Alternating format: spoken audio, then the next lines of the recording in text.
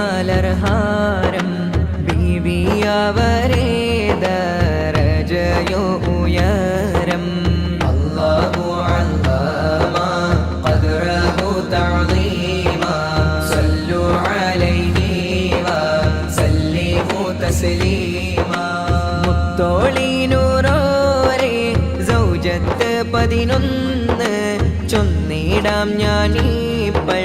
കേൾക്കൂ അറിവിന് ആദ്യത്തിൽ ഖദീജ ബീവിയായിടുന്ന് സുമ്മ മരിയത്തുൽ ഖിബ്തിയ ആകുന്ന് ആയിഷ ഹിന്ദ്